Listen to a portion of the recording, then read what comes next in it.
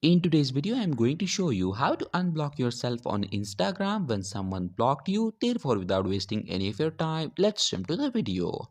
So in order to unblock yourself on Instagram, you'll need a little bit of help from your friend or a family member. So all you have to do is to take their phone and open their Instagram account. Then go to chats.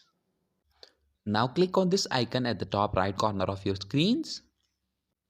Okay, now you need to create a new group, and in this new group you need to add yourself and the person that you think has blocked you. So first add yourself and then add the person that has blocked you.